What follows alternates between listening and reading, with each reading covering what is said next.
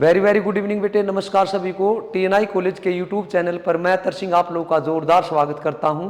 तो प्यारे बच्चों, जैसा कि आप कह रहे थे कि सर जो महत्वपूर्ण अलंकार हैं जैसे विभावना है, विशेषोक्ति है, प्रतीप है, बहुत सारे अलंकार हैं जो पेपर में अक्सर पूछे जाते हैं, वो करा दीजिए। तो जो ये वीडियो है इसमें जो पेपर में पूछे जाने वाले अलंकार हैं जो बिल्कुल आजकल पूछे जाते हैं, लेकिन कई जगह अगर आप देखते हैं तो बच्चे इसमें फंस जाते हैं और आप लोगों की डिमांड की सर ये अलंकार कराइएगा।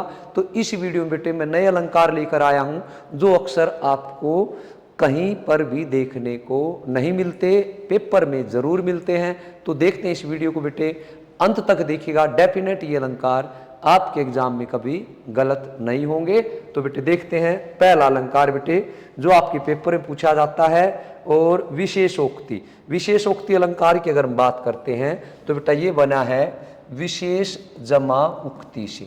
विशेष का मतलब खास, स्पेशल या मुख्य, उक्ति का मतलब है बेटे बात।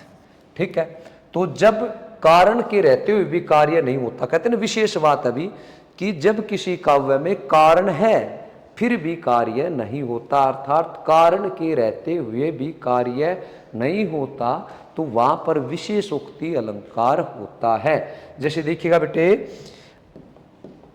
पानी बिच मीन प्यासी मोई सुनु सुनी आवे हासी। पानी का काम क्या है? प्यास बुझाना, है ना, प्यास बुझाना है। तो बेटे पानी के बीच में मछली रहती है और फिर भी वो प्यासी है। कबीरदास जी की वाणी है ये कि पानी के बीच में मीन मछली रहती है फिर भी वह प्यासी है, ऐसा सुनकर मुझे हंसी आती है। ये हुआ ना बेटे विशेष, कि कारण है फिर भी कार्य नहीं हो रहा, पानी है फिर भी प्यास नहीं बुझ रही। तो बेटे जब इस प्रकार की पंक्तियां आपके एग्जाम में पूछी जाती हैं तो वहां पर विशेषोक्ति अलंकार होगा। इसके बाद बेटे इसी के मिलता जुलता एक अलंकार, इससे बिल्कुल अपोजिट अलंकार का नाम है विभावना। विशेषोक्ति में क्या था? कारण के रहते हुए भी काम नहीं हो रहा था, लेकिन यहां देखिए विभावना बेटे, जहां कारण के बिना, वहां तो कारण था तब भी कार्य नहीं हो रहा था, यहां बिना कारण यहां कार्य अपने आप हो रहा है।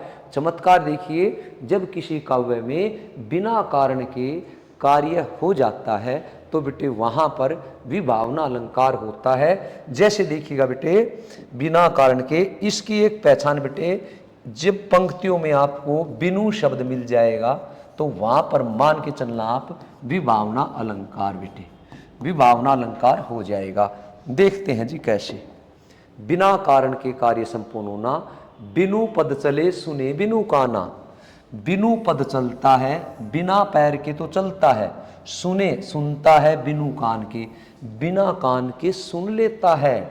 कर बोले तो हाथ, बिना हाथ के, है ना, कर बिनु कर्म, बिना हाथ के विविध अनेक प्रकार के, अनेक तरह के कार्य कर लेता है।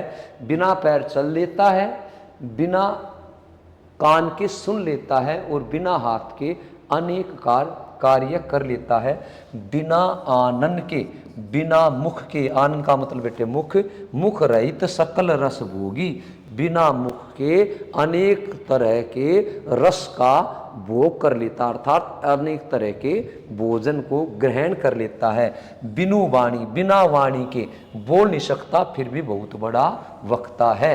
तो बेटे देखिए हुआ ना चमत्कार, बिना कारण के कार्य हो रहा है, बगैर मुख के बोल रहा है, बगैर हाथ के काम कर रहा है, बगैर पैर के चल रहा है, और बेटे बगैर कान के सुन रहा है। तो बेटे जब बिना कारण कार्य हो जाता है वहां पर विभावना अलंकार होता है। इसके बाद बेटे अगला जो अलंकार है पेपर पूछा जाता, अलंकार का नाम है बेटे प्रतीप। प्रतीप बोले तो उल्टा जी, किसका उल्टा? उल्टा तो है, विपरीत तो है। किसका विपरीत बेटे? ये विपरीत है उपमा अलंकार का। उपमा अलंकार में क्या होता है? एक उपमान होता है और एक उपमेय होता है। तो बेटे उपमेय होता है छोटा और प्यारे बच्चे उपमान होता है बड़ा। तो जब किसी काव्य में छोटे की तुलना बड़े से की जाए, छोटे की तुलना बड़े से की जाए तो वहां पर क्या होगा? उपमा अलंकार। लेकिन ये क्या है? ये उपमा का उल्टा है, विपरीत, अर्थात इसमें क्या होगा बेटे? ये है उपमेय और ये है उपमान, अर्थात छोटे से तुलना की जाएगी। किसकी बेटे?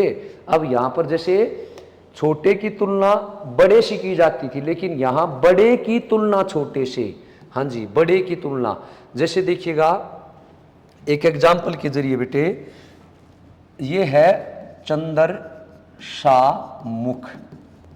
चंदर शामुख, या चंदर है बेटे उपमान और प्यारे बच्चे मुख है उपमेय। तो मुख की तुलना किससे की? चांद से, कि चांद सा मुख है, तुलना है शीशा, चांद सा मुख है, ये तो है बेटे उपमा। लेकिन उसने अगर बोल दिया कि भाई सखी, सखी मुख समान, सखी मुख समान सुंदर चंदर, सखी मुख समान सुंदर चंदर बेटे, मुख है उपमेय और मेरे प्यारे बच्चों चंदर है उपमान। तो ध्यान दीजिएगा कि जो ये चंद्रमा है ना, ये सखी के मुख के समान सुंदर है। वहां क्या था उपमा में कि सखी का मुख चंद्रमा के समान सुंदर है नायिका का, लेकिन यहाँ कि चंद्रमा जो है वो सखी के मुख के समान सुंदर है। जैसे देखिए ये लिखा भी हुआ है, एक नायक अपनी नायिका की तारीफ करते हुए, बड़ाई करते हुए कहता है, सखी मयंक तब मुख सम सुंदर। हे सखी, ये जो मयंक है, ये जो चंद्रमा है, ये तव मतलब तुम्हारे मुख के समान सुंदर है। हे सखी, ये जो चंद्रमा है ना, तुम्हारे मुख के समान सुंदर है। तो बेटे प्रतीप का मतलब होता उल्टा, उपमा अलंकार का उल्टा। आगे बढ़ते बेटे, अगला जो अलंकार है वो है प्यारे बच्चे विरोधाभास। विरोध, जैसे बेटे यही लिखा हुआ है विरोध जमा आभास, अर्थात जब किसी काव्य में वास्तव में सच में विरोध ना हो लेकिन विरोध का आभास हो, वहां पर विरोधाभास अलंकार होता है। एक इसकी और पहचान बता देता हूं बेटे, जब किसी काव्य में आपको विलोम शब्द युगम मिल जाते हैं, विलोम शब्द युगम मिल जाते हैं, जैसे उसने लिखा रात दिन सोते जागते, तो वहां पर भी विरोधाभास अलंकार होगा। अब जैसे देखिए ये एक इनका बेटे चिर परिचित एग्जाम्पल है जो पेपर में पूछा जाता है, या अनुरागी चित्त की गति न समझे कोई, जो जो बूढ़े श्याम रंग त्यों त्यों उज्ज्वल होए। ये जो अनुरागी, अनुरागी का मतलब प्रेमी, चित्त का मतलब मन, इस प्रेमी मन की गति को कोई समझ ही नहीं पाया, या अनुरागी चित्त की प्रेमी मन की गति को कोई नहीं समझ पाया। जो जो बूढ़े श्याम रंग, जो जो श्याम बोले तो काले, जो जो काले रंग में बढ़ता जाता है त्यों त्यों उज्ज्वल होता है। तो बेटे कि ये प्रेमी जो मन है इसकी गति को कोई समझ ही नहीं पाया, जैसे जैसे काले के रंग में जाता है ये उज्ज्वल होता जाता है। तो यहाँ पर क्या है कि भी इस कृष्ण के प्रेमी मन की गति को कोई समझ ही नहीं पाया। जितना मैं कृष्ण में होता जा रहा हूँ, श्याम का रंग में ढलता जा रहा हूँ, उतना ही मेरे विचारों में पवित्रता या उज्ज्वलता आती जा रही है। तो बेटे ये है विरोधाभास। सही में विरोध नहीं है लेकिन विरोध का आभास है। तो बेटे जहाँ पर आपको विलोम शब्द युगम मिल जाते हैं वहाँ पर हमें क्या करना है? विरोधाभास भी। अगला है बेटे भ्रांति। बेटे भ्रांति शब्द का मतलब होता है धोखा। कहते हैं ना धोखे धोखे धोखे। तो जब किसी काव्य में भ्रम या धोखे में पड़ जाते हैं, भ्रम या धोखा हो जाता है, दो वस्तु हमारे सामने, दो वस्तुओं को देखकर जब कोई धोखे में पड़ जाता है कि ये वस्तु क्या है, उसको भ्रांति अलंकार कहते हैं। कहते हैं ना कि भी दही के धोखे में जैसे कपास खा लेते हैं ना, और हंसनी जैसे मोती समझ के ओस की बूंद को चुगती है, तो धोखे से करते हैं। धोखा हो तो वहां पर भ्रांति अलंकार, अगर डाउट हो तो बेटे संदेह अलंकार। तो भ्रांति में देखिएगा बेटे, जहां दो वस्तुओं के बीच आप क्या करते हैं? धोखा खा जाते हैं। नाच अचानक ही उठे बिनु पावस वन मोर। नाच उठे अचानक बिनु पावस, पावस बोले तो वर्षा ऋतु, बिना वर्षा ऋतु के अचानक वन में मोर नाच उठे। जानत हो नंदित करी है दिशि नंद किशोर, क्योंकि नंद किशोर जब वो नंद किशोर अर्थात श्री कृष्ण जी को आता देखकर, क्योंकि कृष्ण जी का रंग जैसे क्या था बेटे, काला था। कृष्ण जी को आता देखकर उन मोर ने क्या सोचा कि भी काले बादल आ गए। कृष्ण जी को घनश्याम कहा जाता ना, तो प्यारे बच्चे कृष्ण जी को आता देखकर उन मोरों ने सोचा कि काले बादल आ गए, और काले बादल के समय मोर नाचने लग जाते हैं।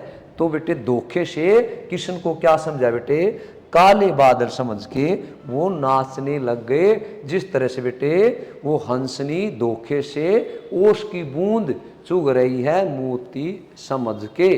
तो बेटा भ्रांति मतलब दो वस्तुओं के बीच धोखा, इसी से मिलता जुलता अलंकार है, नाम है संदेह अलंकार। तो संदेह अलंकार में क्या होता है बेटे, इसमें होता है बेटे डाउट। जब हम डाउट में रहते हैं तो देखिए जहां पर उपमान और उपमेय की पहचान कर पाना मुश्किल है। दो वस्तुएं हैं, इन दो वस्तुओं को, अब दो वस्तु में या तो ये है या फिर ये है, डाउट में इनमें से कोई एक है, तो वहां पर हम डाउट में असमंजस्य में पड़ गए, वहां पर संदेह अलंकार होता है। तो देखिएगा बेटे अच्छा उदाहरण है, तो मतलब धोखा और संदेह का मतलब डाउट बेटे या असमंजस्य। नारी बिच सारी है, देखिए नारी बिच सारी है कि नारी बिच सारी है। देखो सारी बिच नारी है कि ये जो साड़ी है, साड़ी का मतलब बेटे साड़ी, इस साड़ी के बीच में नारी खड़ी है, कि भी साड़ी के बीच में नारी खड़ी है कि नारी के बीच में साड़ी है, कि इतनी जो द्रौपदी की जो साड़ी थी कि नारी बिच साड़ी है, कि नारी के बीच में साड़ी है कि साड़ी के बीच में नारी है। साड़ी की ही नारी है, ऐसा लगता है कि ये जो नारी है ये साड़ी की ही बना दी गई है, साड़ी की ही बना दी गई है, कि नारी ही की साड़ी है, कि नारी की ही इतनी लंबी साड़ी है। तो धोखे में पड़ गए कि भी जो साड़ी है या नारी है, नारी की ही साड़ी है या साड़ी की ही नारी बना दी, या सारी की सारी साड़ी ही नारी है या नारी की ही साड़ी है। तो धोखे में डाउट असमंजस में संदेह हो गया कि भी इसको नारी कहें या साड़ी कहें। और भ्रांति में क्या होता है बेटा, धोखे से इंसान गलत कर ही देता। जैसे मोती कहते हैं ना कि भी दही के धोखे में कपास खा लिया जाता है। इसके बाद बेटे हाँ जी, आज की वीडियो में ये इतने ही अलंकार हैं बेटे, अगली वीडियो में मैं और अलंकार के साथ हाजिर हूँगा। तब तक इनको 2-3 बार पढ़ के बेटे पक्का कर लेना। अगर नहीं समझ में आए तो आप कमेंट बॉक्स में कमेंट कर सकते हो। जय हिंद, जय भारत, खुश रहिए, मुस्कुराते रहिए।